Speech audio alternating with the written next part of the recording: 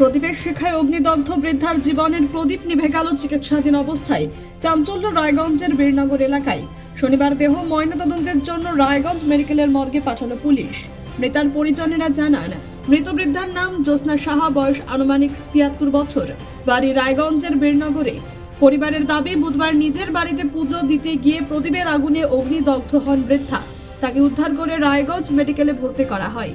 সেখানে চিকিৎসাধীন অবস্থায় শুক্রবার দুপুরে মৃত্যু হয় তার। এদিন এই বিষয়ে মৃতার ছেলে অভিজিৎ সাহা বলেন, নাম অভিজিৎ সাহা। যে মারা গেছে কে হবে আপনার? মা কি নাম ওনার? জ্যোৎস্না সাহা। বয়স কত? 73। আচ্ছা, বাড়ি কোথায় ওনার? বীরনগরে। কি হয়েছিল ঘটনা?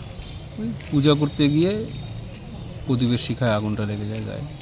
তারপরে নিভিয়ে আমরা নিয়ে আসি, হসপিটালে ভর্তি করি। 2 দিন ছিল, কালকে তার এক্সপায়ার হয়ে গেছে। কটা নাগাদ মারা গেছে? 2:40। 2:40। এমনি কিছু করতেন? কোনো কাজ? কোর্টে চাকরি করতেন, কোর্টে চাকরি করতেন। রিটায়ার হয়ে গেছে। আর বাবা? বাবাও মারা গেছে, 1 বছর আগে মারা গেছে। রায়গঞ্জ থেকে বিথিকা পালের রিপোর্ট, কুলিক নিউজ।